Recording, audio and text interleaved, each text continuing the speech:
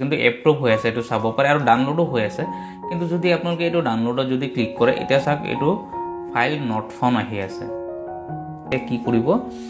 যিটো জিৰো দিলে জিৰোৰ লাষ্টত আপোনালোকে ইয়াতে পেজ কৰি দিয়ক বা এণ্টাৰ কৰি দিয়ক এণ্টাৰ কৰাৰ পিছত আপোনালোকে চাওক ইয়াত ছাবমিট লিখা আছে আপোনালোকে এই ছাবমিটত ক্লিক কৰি দিয়ক এতিয়া চাওক ছাবমিটত ক্লিক কৰাৰ পিছত ইয়াত চাওক ধুনীয়াকৈ এপ্ৰুভ চাৰ্টিফিকেট লিখা আছে তাৰপিছত ইয়াত application is available please click hair ইয়াত যদি আপোনালোকে ক্লিক কৰি দিয়ে তেতিয়াহ'লে চাওক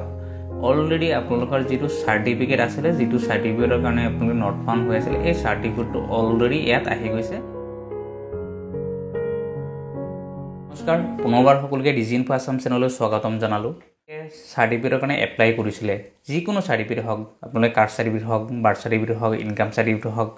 যিকোনো চাৰ্টিফিকেট হওক কমিউনিটি চাৰ্টিফিকেট যদি এপ্লাই কৰিলে কিন্তু এপ্লাই কৰাৰ পিছত আপোনালোকে যদি এতিয়া ডাউনলোড কৰিব বিচাৰে সেইটো যদি ডাউনলোড কৰিব নোৱাৰে ফাইল যদি নট ফাউণ্ড হৈছে ইৰ'ৰ হৈছে তেনেকুৱা যদি কিবা প্ৰব্লেম পাই আছে তেতিয়াহ'লে আপোনালোকে এই চাৰ্টিফিকেট এতিয়া অতি সহজে আপোনালোকে ডাউনলোড কৰিব পাৰিব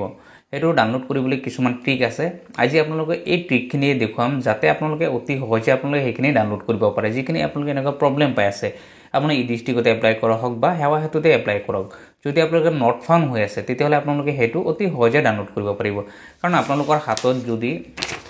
একনলেজমেণ্ট ৰিচিপ্ট আছে যদি ৰিচিপ্ট থকাৰ পিছতো যদি আপোনালোকে তেনেকুৱা প্ৰব্লেম পাই আছে ডাউনলোড কৰিব পৰা নাই বা আপোনালোকে ৰিচিপ্ট নাই কিন্তু অনলি একনলেজমেণ্ট নাম্বাৰটো আছে তথাপি আপোনালোকে সেইটো ডাউনলোড কৰিব পাৰিব তো সেইটো ডাউনলোড কৰিবলৈ হ'লে আপোনালোকৰ যিখিনি কেইটামান ট্ৰিক আছে আপুনি এই ট্ৰিকখিনি আপোনালোকে ভালকৈ বুজি পাব লাগিব যদি আপোনালোকে এই ট্ৰিকখিনি ভালকৈ বুজি পায় তেতিয়াহ'লে আপোনালোকে নিজে সেইটো ডাউনলোড কৰিব পাৰিব গতিকে আপোনালোকে এইখিনি যদি জানিব বিচাৰি আছে তেতিয়াহ'লে আপোনালোকে ভিডিঅ'টো সম্পূৰ্ণকৈ চাব তাৰ লগতে সকলোকে এটা ৰিকুৱেষ্ট থাকিল নতুনকৈ চাই আছে তেতিয়াহ'লে চেনেলটো ছাবস্ক্ৰাইব কৰি ভিডিঅ'টো লাইক আৰু এটা শ্বেয়াৰ কৰি দিব এতিয়া প্ৰথমতে চাওক আপোনালোকে যিখিনি ই ডিষ্ট্ৰিক্ট হওক বা সেৱা হেতু পৰ্টেলতে হওক আপোনালোকে যদি আপোনালোকে এপ্লাই কৰিছিলে তাৰপিছত যিটো ডিজিটেল চাৰ্টিফিকেট হয় সেইটো কম্পালচৰি সকলোৰে কাৰণে সেইটো লাগে সেইটো ডাউনলোড কৰিব লাগে কিন্তু কি হয় বহুত দিন হ'ল 2, 4, 5 বছৰ হৈ গ'ল যদি ডাউনলোড কৰা নাই বা কিছুমানে চাৰ্টিফিকেট হেৰাই পেলালে তেতিয়াহ'লে আকৌ যদি এইটো ডাউনলোড কৰিব বিচাৰে তেতিয়াহ'লে এইটো প্ৰব্লেম পাই আছে ফাইল নট ফাউণ্ড আহে বা ইৰ'ৰ আহে ব্লেংক আহি যায় তেতিয়াহ'লে সেইখিনি আপোনালোকে ডাউনলোড কৰিবলৈ হ'লে আপোনালোকে প্ৰথমতে গুগলত আহি পেলাই আপোনালোকে চাব যিটো ই ডিষ্ট্ৰিক্ট আছে ই ডিষ্ট্ৰিক্ট ছাইটটো আপোনালোকে খুলি ল'ব গতিকে মই বাকীখিনি লেপটপ স্ক্ৰীণত আপোনালোকে দেখুৱাই আছোঁ এটাকৈ আপোনালোকে সেইখিনি আপোনালোকে সম্পূৰ্ণকৈ এবাৰ ভালকৈ চাই ল'ব এইটো চাওক যিটো ই ডিষ্ট্ৰিক্ট হয় ই ডিষ্ট্ৰিক্টত আহি পেলাই আমি যিটো একনলেজমেণ্ট নাম্বাৰ দি যিটো চেক কৰোঁ এইটো প্ৰথমতে এবাৰ চেক কৰি চাওঁ যে ইয়াত কি আহিছে চাওক মই এটা চাৰ্টিফিকেট লৈছোঁ এই চাৰ্টিফিকেটটো চাওক মই চাৰ্চ কৰি চাওঁ এইটো কি আহিছে এইটো চাওক অলৰেডি কমিউনিটি এটা চাৰ্টিফিকেট আছিলে এইটো 2023 চনতেতো এপ্লাই কৰা হৈ আছে কিন্তু এপ্ৰুভ হৈ আছে এইটো চাব পাৰে আৰু ডাউনলোডো হৈ আছে কিন্তু যদি আপোনালোকে এইটো ডাউনলোডত যদি ক্লিক কৰে এতিয়া চাওক এইটো ফাইল নট ফাউণ্ড আহি আছে এতিয়া নট ফাউণ্ড আহি থাকিলে আপোনালোকে এইটো কেতিয়াও ডাউনলোড কৰিব নোৱাৰে এতিয়া আপোনালোকে এইটো প্ৰথমতে যিটো চাওক ফাইল নট ফাউণ্ড হৈ আছে এই নট ফাউণ্ড চাওক এটা নাম্বাৰ আছে আপোনালোকে দেখা পালে এই নাম্বাৰটো আপোনালোকে কপি কৰি লওক বা আপোনালোকে লিখি লওক ক'ৰবাত তাৰপিছত আপোনালোকে এইটো আহি যাব ই ডিষ্ট্ৰিক্টত আহিব আপোনালোকে চাওক ই ডিষ্ট্ৰিক্টত যিটো এপ্লিকেশ্যন ষ্টেটাছ আছে আপোনালোকে এবাৰ এই এপ্লিকেশ্যন ষ্টেটাছটো আপোনালোকে এবাৰ চেক কৰি চাওক যে ইয়াত কি হৈ আছে ইয়াত চাওক ইয়াতো অলৰেডি এপ্ৰুভ হৈ আছে কিন্তু ইয়াত আপোনালোকে এটা বস্তু মাইণ্ড কৰিব যিটো চাওক ছাবমিট ডেট এটা আছে আপোনালোকে চাব পাৰে তাৰ লগতে চাওক এটা ৰিচিভ ডেট আছে আপোনালোকে এই ৰিচিভ ডেটটো আপোনালোকে লিখি ল'ব যে ৰিচিভ ডেটটো কিমান তাৰিখে ৰিচিভ হৈছিলে আপোনালোকে এই ৰিচিভ ডেটটো আপোনালোকে লিখিব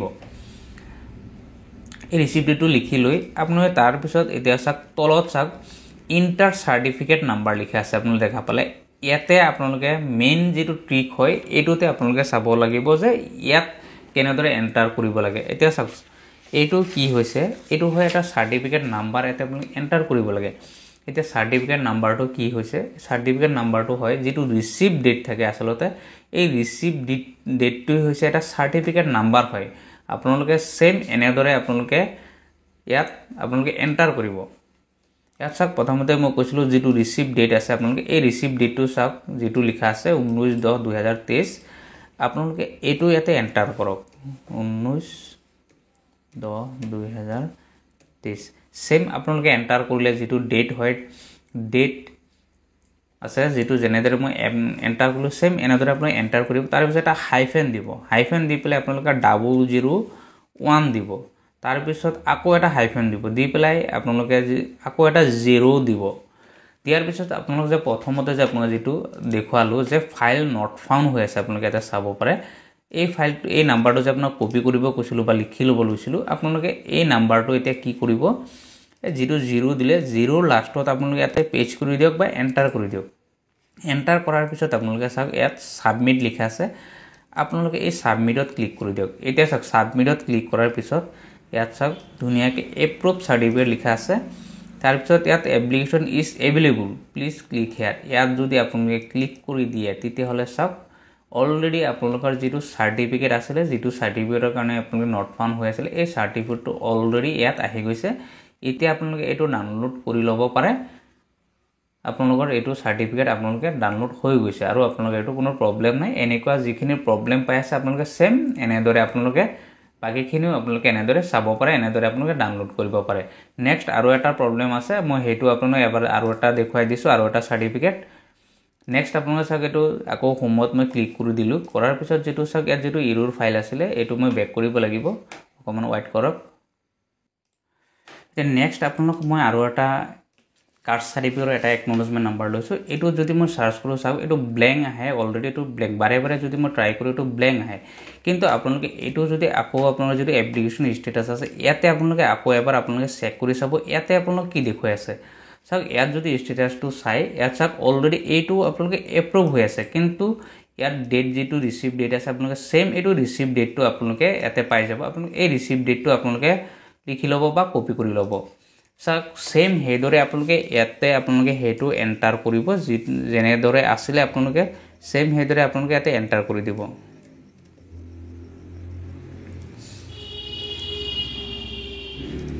আপোনালোকে এনেদৰে এন্টাৰ কৰিব কিন্তু ইয়াত কথা হৈছে কি আপোনালোকে যেটো লাষ্ট যেটো হয় সাক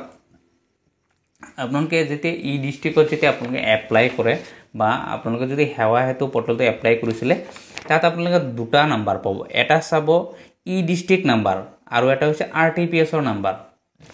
আপোনালোকে সদায় এই দুটা নাম্বাৰ পাব ই ডিস্ট্ৰিক্টত কৰিলে আপোনালোকে এটা নাম্বাৰই পায় তাতে একনলেজমেন্ট নাম্বাৰ এটা থাকে তাৰ লগত আৰু এটা ই ডিস্ট্ৰিক্টৰ এটা নাম্বাৰ থাকে আপোনালোকে চাব তাত 7টা সংখ্যা থাকে এই 7টা সংখ্যা আপোনালোকে যেটো একনলেজমেন্ট ৰিসিভ থাকে আপোনালোকে এই ৰিসিভটোতে পাব কিন্তু যেটোতে আপোনালোকে একনলেজমেন্ট নাম্বাৰ দি যেটো সাৰ্চ কৰে যেটোতে চেক কৰা হয় ষ্টেটাস হেতু নাম্বাৰ নহয় আৰু এটা নাম্বাৰ থাকে আপোনালোকে চাব তাত এসএসডিজি কাষ্ট ইডি অবলিক কাষ্ট তাৰ পিছত আৰু 7টা সংখ্যা থাকে আপোনালোকে সেই 7টা সংখ্যা আপোনালোকে যেটো এনৰোলমেন্ট যেটো আপোনালোকে একনলেজমেন্ট ৰিসিভ আছে আপোনালোকে এই ৰিসিভটোত পাব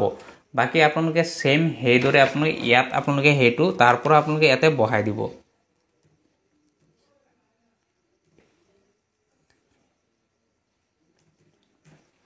তাৰপিছত হেতু সেম আপোনালোকে তাৰ পৰা বহাই পেলাই আপোনালোকে যেটো সাবমিট লিখা আছে সেম আপোনালোকে সাবমিটত যেতে ক্লিক কৰিব এটো চাক এটো অলৰেডি এপ্ৰুভ হৈ আছে এটো সাৰ্টিফিকেট অলৰেডি চাব পাৰে অলৰেডি জেনাৰেট হৈ গৈছে এটো সাৰ্টিফিকেট অলৰেডি ডাউনলোড হৈ গৈছে আপোনালোকে এনেদৰে যদি প্ৰবলেম পাই আছে কাৰণ এটাই কথা আপোনাক কৈছো আপোনালোকে ডেটটো যেটো সাৰ্টিফিকেট নাম্বাৰ থাকে এটো অলৰেডি যেটো ডেট হয় যেটো ৰিসিভ ডেট হয় অলৰেডি আপোনালোকে এই ৰিসিভ ডেটটো হে আপোনালোকে ভালকে চাই লব এই ৰিসিভ ডেটটো হয় এটা সাৰ্টিফিকেটৰ নাম্বাৰটো প্ৰথম অৱস্থাত থাকে এটো হৈছে এটা টিক মানে কি সাৰ্টিফিকেটৰ যেটো নাম্বাৰ থাকে ইয়াত চাওক আপুনি সাৰ্টিফিকেট নাম্বাৰ হে এন্টাৰ কৰিব লাগে তে সাৰ্টিফিকেট নাম্বাৰটো আমি ক'ত পাও যেটো চাওক যেটো ৰিসিভ ডেট থাকে সাবমিট ডেট নহয় ৰিসিভ ডেটটো আপোনালোকে প্ৰথমতে বহাব যেটো ৰিসিভ ডেট বহাব লাগে তাৰ পিছত হাইফেন দিলে হাইফেন দিয়াৰ পিছত 001 দিলে তাৰ পিছত 0 এটা আকৌ দিলে হাইফেন এটা দি পেলাই আকৌ এটা 0 দিলে দিয়াৰ পিছত যেটো ই ডিস্ট্ৰিক্টৰ যেটো নাম্বাৰ থাকে 7টা সংখ্যা আপোনালোকে এই 7টা সংখ্যা বহাই দিব বহাই দি পেলাই আপোনালোকে যদি সাবমিট কৰি দিয়ে তেতিয়া এটো সাৰ্টিফিকেট অলৰেডি যদি আপোনালোকৰ ডাউনলোড হৈ আছে যদি জেনাৰেট হৈ আছে তেতিয়া আপোনালোকে হেতু ডাউনলোড হৈ যাব এনেদৰে আপোনালোকৰ যিকিনো ফাইল নট ফাউন্ড হৈ আছে তেতিয়া হেতু আপোনালোকে এনেদৰে এৰৰ যিখিনি হৈ আছে এনেদৰে আপোনালোকে ডাউনলোড কৰিব পাৰে হেতু কোনো প্ৰবলেম নহয় কিন্তু ইয়াত এটা কথা আপোনালোকে ইম্পৰ্টেন্ট কথা আৰু এটা হৈছে তাত এটা নাম্বাৰ আহে আপোনালোকে এই নাম্বাৰটো যদি আহি যায় তেতিয়া হলে আপোন ই ডিস্ট্ৰিক্টত হক বা হেৱা হেতু পৰ্টেলতো হক